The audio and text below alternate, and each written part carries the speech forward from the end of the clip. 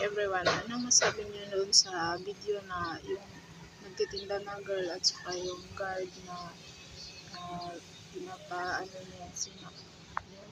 sinira niya yung sa nagtinda ng girl? Para sa akin guys, wala akong kinikilingan doon kasi sa part naman ng girl, siguro sinabihan na yun ng guard pa ulit-ulit tapos parang matigas yung ulo niya.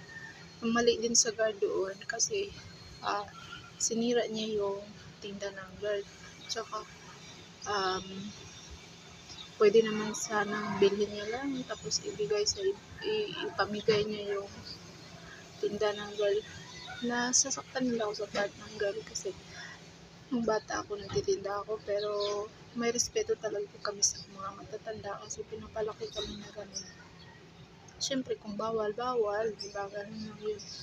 Tapos at saka yung sapat naman sa guard ko, katanggalan ng trabaho, kawawa din kasi ang hirap kaya dito sa city kung walang makakain kasi wala kang hanap, wala kang trabaho, wala kang kabuhayan, wala kang makakain. Tapos ito namang din may sa part din ang nag-video, may mali din siya doon kasi hindi niya nirespeto hindi niya alam yung buong kwento. Siguro ulit-ulit na nasabihan yung girl.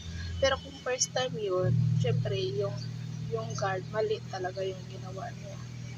Ayun lang, yung opinion ko. Salamat.